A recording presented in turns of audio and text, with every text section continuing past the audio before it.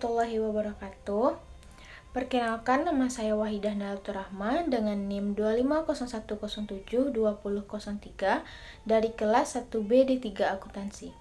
Pada kesempatan kali ini, saya akan mempresentasikan makalah yang berjudul Riba dan Analisis Praktik Riba pada Pinjaman Online dalam Perspektif Matematika Ekonomi dan Fikih Muamalah. Baiklah, pertama-tama saya akan menjelaskan pengertian dari riba. Riba menurut bahasa Arab berarti bertambah, sedangkan menurut istilah, riba adalah menambah beban kepada pihak yang berhutang atau menambah takaran terhadap kegiatan tukar-menukar yang memiliki jenis yang sama. Maksudnya bertambah ini yaitu dapat menggandakan harta pemilik modal dengan cara yang cepat tanpa mengeluarkan banyak tenaga. Contohnya seperti adanya pinjaman yang memberikan tambahan saat pelunasannya. Hukum riba telah dijelaskan oleh Allah dalam surah Al-Baqarah ayat 275 yang berbunyi, Allah telah menghalalkan jual beli dan mengharamkan riba. Artinya, dalam surat tersebut Allah telah menegaskan bahwa hukum riba adalah dilarang dan hukumnya bersifat haram. Selanjutnya adalah pengertian dari bunga.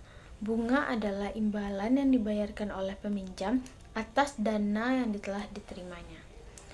Bunga yang ditarik dari pihak bank yang diberikan pinjaman modal atau yang diberikan kepada nasabah yang memiliki rekening tabungan, hukumnya haram dan termasuk riba, karena hakikat bunga adalah pinjaman yang dibayarkan berlebih. Dalam bank konvensional, bank memberikan pinjaman kepada pengusaha dalam bentuk modal, sehingga pinjaman tersebut dikembalikan dengan jumlah yang sama dengan tambahan bunga dalam bentuk persen, sehingga tambahan bunga yang disebutkan tersebut adalah riba. Saya akan menjelaskan tentang jenis-jenis riba. Yang pertama yaitu riba nasi'ah. Riba nasi'ah adalah riba yang terjadi karena adanya penundaan pembayaran hutang. Contohnya seperti Azizah meminjam cincin kepada Aisyah dengan syarat membayar tahun depan dengan harga emas sebanyak 16 gram. Tetapi jika terjadi keterlambatan selama 1 tahun, maka akan bertambah menjadi 2 gram. Sehingga total yang harus dibayarkan yaitu 14 gram.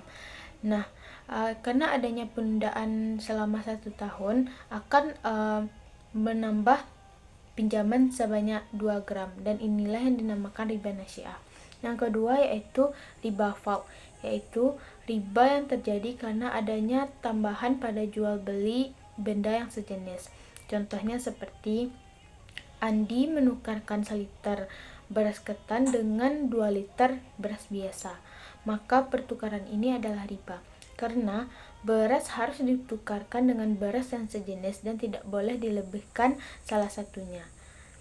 Selanjutnya yang ketiga yaitu riba qard, atau segala bentuk praktik utang piutang yang terdapat motif keuntungan yang kembali kepada pihak pemberi pinjaman hutang saja atau sekaligus kepada pihak yang terhutang. Contohnya seperti si Fulan memberikan pinjaman kepada si Fulana sebesar 1 juta dan wajib mengembalikan pinjaman pokok dengan bunga sebesar 1.500.000. Yang keempat yaitu riba jahiliyah. Riba jahiliyah adalah hutang yang dibayarkan lebih dari pokoknya karena si peminjam tidak mampu membayar utangnya pada waktu yang tepat.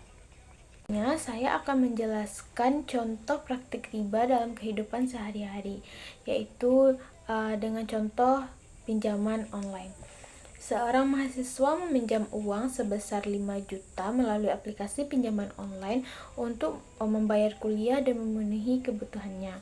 Dengan ketentuan pinjaman bunga 0,4% per hari, lama pinjaman 30 hari, dan adanya denda keterlambatan 50.000 per hari. Karena mengalami kesulitan ekonomi, mahasiswa tersebut terlambat membayar selama 10 hari.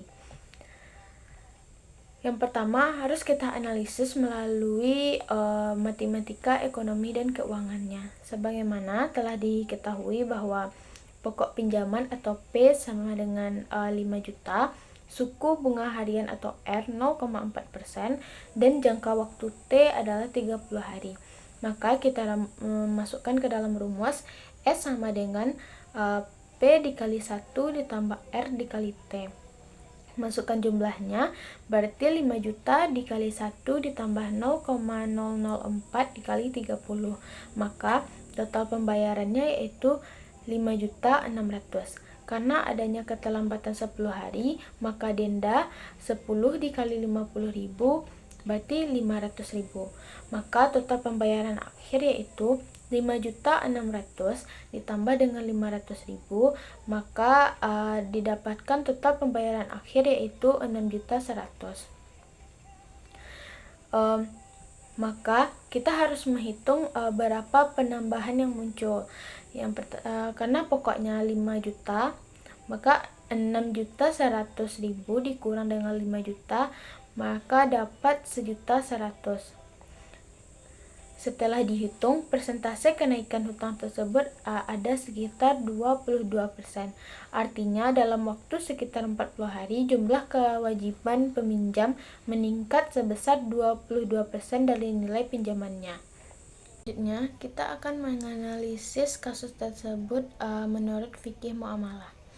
Fikih muamalah merupakan cabang hukum Islam yang mengatur hubungan antar manusia dalam bidang ekonomi, perdagangan, dan transaksi keuangan.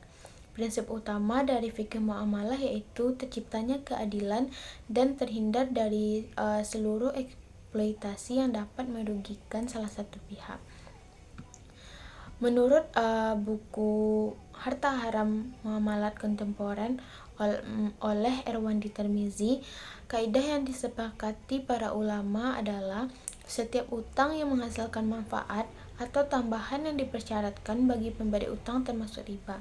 Berdasarkan kaidah tersebut, bunga yang dikenakan dalam pinjaman online termasuk riba karena merupakan tambahan yang telah disyaratkan sejak awal akad. Dalam kasus yang dianalisis, bunga sebesar 600.000 merupakan bentuk riba qard, yaitu tambahan yang dipersyaratkan atas pinjaman. Sementara itu, denda keterlambatan sebanyak 50.000 per hari dapat dikategorikan sebagai riba jahiliyah, karena pada masa jahiliyah, ketika seseorang tidak mampu membayar utangnya tepat waktu, kreditur akan menawarkan pilihan, bayar sekarang atau utangmu akan bertambah. Sehingga praktik tersebut memiliki kesamaan dengan sistem denda keterlambatan yang menyebabkan utang semakin besar ketika peminjam belum mampu membayar. Selanjutnya, kita akan membahas atau menganalisis kasus tersebut menurut analisis pendapat saya, selaku penulis dari makalah tersebut. Menurut saya, fenomena maraknya penggunaan pinjaman online menunjukkan bahwa literasi keuangan masyarakat masih cukup rendah. Berdasarkan hasil perhitungan matematika ekonomi, terlihat bahwa tambahan pembayaran bunga dan denda dapat meningkat secara signifikan dengan waktu yang singkat. Dalam kasus yang dibahas, pokok pinjaman sebanyak 5 juta berubah menjadi 6.100.000 hanya dalam waktu 40 hari. Kenaikan sebesar 22% tersebut dalam waktu singkat menjadikan beban yang cukup besar bagi masyarakat, khususnya mahasiswa. Dalam perspektif muamalah, praktik tersebut bertentangan dengan tujuan utama akad utang dalam Islam. Ketika utang dijadikan sarana untuk memperoleh keuntungan melalui bunga dan denda, maka nilai kemanusiaan dan keadilan dalam transaksi tersebut menjadi berkurang. Saya juga berpendapat bahwa sistem keuangan syariah dapat menjadi alternatif yang lebih adil karena mengedepankan prinsip bagi hasil, transparansi, dan pembagian risiko yang proporsional. Jadi, oleh karena itu, menurut saya sebagai penulis, kombinasi antara pemahaman matematika ekonomi dan pengetahuan fikih muamalah sangat penting untuk membangun perilaku keuangan yang sehat, bertanggung jawab, dan sesuai dengan nilai-nilai Islam.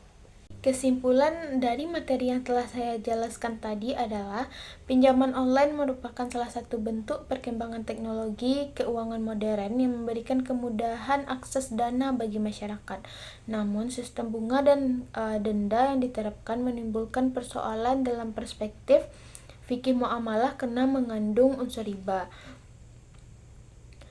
Menurut analisis matematika ekonominya, telah dijelaskan bahwa pinjaman 5 juta meningkat menjadi 6.100.000 dalam waktu 40 hari. Sedangkan menurut fikih muamalah dalam buku Erwandi Termizi dalam buku Harta Haram Muamalat Kontemporer, tambahan pembayaran atas hutang termasuk riba yang diharamkan dalam Islam karena mengandung unsur ketidakadilan dan eksploitasi ekonomi. Oleh sebab itu, masyarakat perlu meningkatkan pemahaman mengenai risiko peminjaman online serta memilih sistem transaksi yang sesuai dengan prinsip syariah. Baiklah, sekian materi yang dapat saya sampaikan. Apabila ada kesalahan, baik penyampaian atau kesalahan yang tidak disengaja, mohon dimaafkan. Wabillahi taufiq wal hidayah. Wassalamualaikum warahmatullahi wabarakatuh.